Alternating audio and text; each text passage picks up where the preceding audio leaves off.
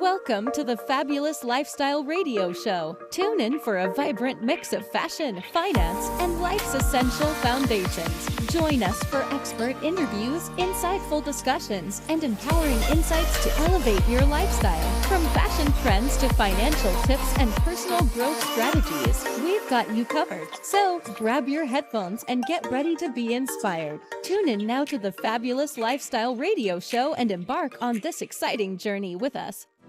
Welcome back, everyone, here at the Fabulous Lifestyle Radio Show on KCAA. And remember, we are always here on Sundays at 3 o'clock p.m. Let's get back to our guest, Heather. Heather, you are making me so excited about, filming with you on the Finest Women in Real Estate because of all the stories you're sharing with me. Okay, so in the last segment, you shared that you lost your job and you did other things that helps you get through life, and then all of a sudden, you're impressing all these people with your work and creating your own designs, and so now you're totally successful with what you're doing now in the architectural industry. Now, your company, it's a firm, right? Mm-hmm. And Yes. how many architects are in there? I'm the principal architect right Okay. now, and I have 6 employees underneath me that are all in various roles of Okay. either project manager, job captain, production staff. So that's kind of how we're organized right now. I would like to grow. I'm probably looking to hire another architect. Okay. And then definitely take on another couple of project managers and job captains, and then get an intern also in there as well, get some junior designers, kind of bring up the next generation Yeah. of architects. And It'd be great for them to be mentored by you. yeah, and I think, the unfortunate thing that happened during COVID was, gosh, that was so hard. The business did not grow during COVID. The only thing I worked on were the 2 apartment buildings, because at that point, I had to be a homeschool mom, the cafeteria lady. My kids were kindergarten or TK in first grade when COVID started. And then by the time they went back to school, they were kindergarten and second grade. So, I was still wiping butts at that point. Now it's much easier. My kids can wipe their own butts for sure. But Okay. That's being a mom. yeah, it's being a mom. Yeah. And really, to have my own firm and to be a business owner has something I've always known I was going to do, because I wanted to be in control of my schedule. I'm always the mom that I can be there for my kids' field trips. I can be there for their class parties. I can be there for my kids. I pick them up from school. And there's definitely been times that I've had to take them to job sites with me, Yeah. and they, get their own little hard hat, and I've taken them to the building department with me, and let's just bring some papers to color on. And sometimes it might work out because the people working the counter at the building department, they're like, oh, we got to get this woman through here. Okay. Yeah, So how does that work with your family structure? What's the family structure? Are you married? Yes, I am okay. married, yeah. So how long have you been married? I have been married, let's see, this is 2025, so it will be 14 years in July. 14 years. So here's one thing that I wanted to understand too, because a lot of successful career women, their husbands sometimes have trouble with that. How does that work with your family?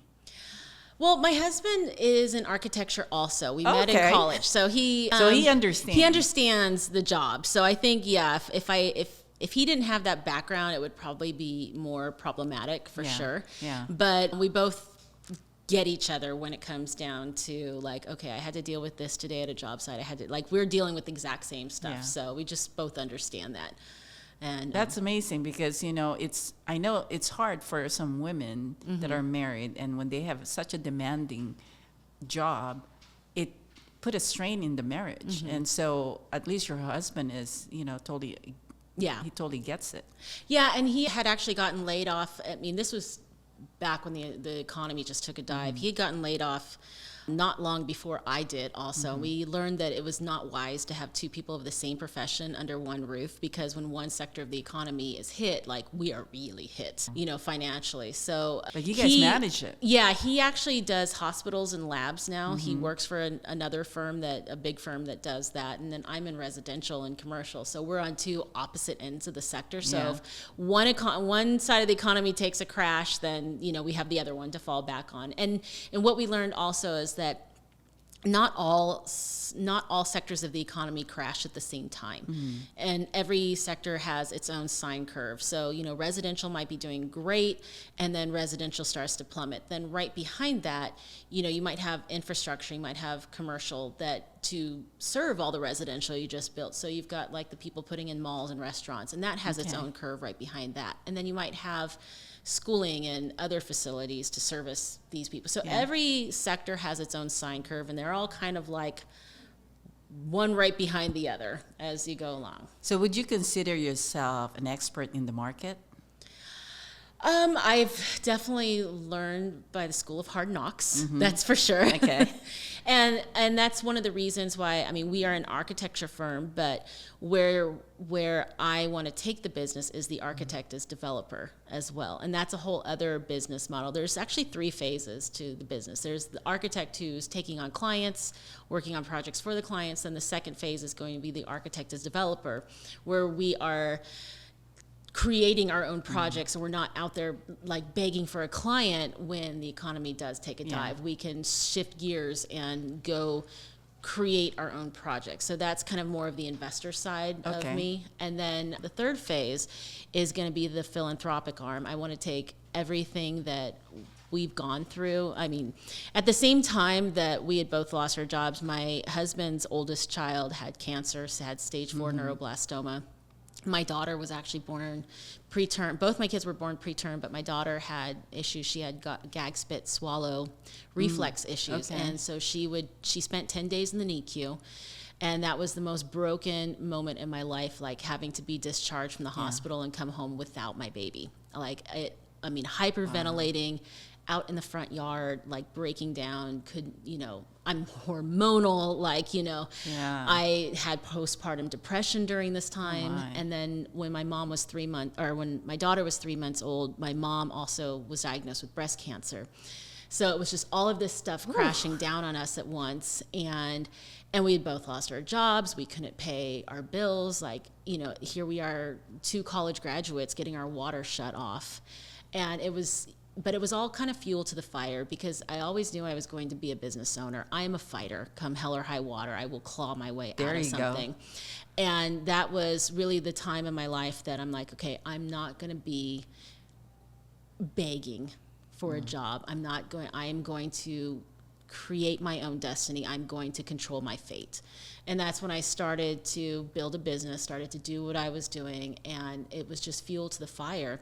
And now where we're at with the philanthropic arm, it's called On Track. And about 5 years ago, I bought the rights to the website, and I designed like a concept logo for it. And I want to take all of that we've been through and help other people get their lives back on track, really. And architecture and construction is definitely the avenue, the outlet by which we are going to do that. So I want to help people and synthesize all of this information, the mortgage brokers, the assessors, the credit repair people, the construction aspect of it. How do we maybe build a few ADUs in the backyard to help supplement income for somebody and just make an impact in this world? So I can imagine how when you help your client, you're kind of covering every part of what they need to do to make it successful. So you're not just coming in as an architect, you're also providing different resources and creating more information, valuable information. Yeah. So take us to that process. I really pride myself on checking off all the wish lists somebody might have. No matter how small the lot is, no matter what it is, even if there's kids in the family, I'll go talk to the kids and be like, okay, what's your dream bedroom look like? And one kid says, I want a little nook for my arts and crafts, or another kid says, I want this so I can play my music or something like that. And when I do floor plans, like for private homes or something like that, I don't just put like bedroom 1, bedroom 2. I'll put like so and so's bedroom. Like I'll put the kids' names on the floor plan, and they're like, oh wow, that's my room right there. So it creates that visual. So I'm always looking at things holistically. How can I design this house to bring down construction costs? And there's definitely tricks to that as well. How can I design this to make sure that I've checked all the boxes and everybody's wish list? And to me, it's fun. It's like playing Tetris again. It's like solving a problem. Like it's synthesizing all this different information and pulling it together, and there's a solution. There will always be a solution at the end. Love it. Oh my gosh. I hope the audience are hearing all of this, that, they should be going after you. I mean, this is so incredible what you do and all the experience that you've shared with us. It's just so amazing how powerful you are and how how strong you are as a woman in the industry. Taking on this, this industry with, a lot of men around you, but you come in, shining and helping so many people and having your own company. I mean, this company that you're bringing in more people and you're going to be helping them be better in the industry. I mean, how do you feel about this whole thing that you have done so far, all this accomplishment? Grateful. Really just grateful and humble at the same time, because I get up and I look at my life and I'm like, wow, this is the life I get to live. And this has always been inside of me. Like ever since I was a kid, I knew I was going to be an architect. I knew I was going to build. I knew I was going to be a business owner.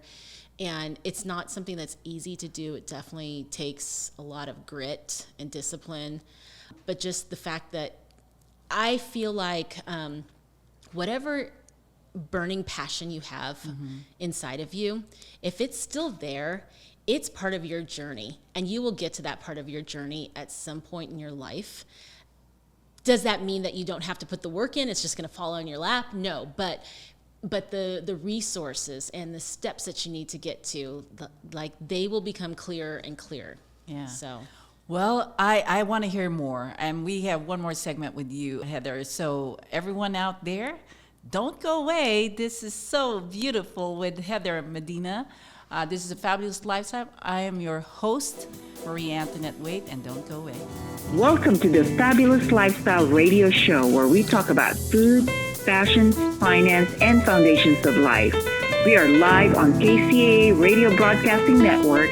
KCAA is affiliated with CNBC, NBC News, and NBC Sports. We are sponsored by Sheltered Studios, Fire Connect, and Building Solid Foundation.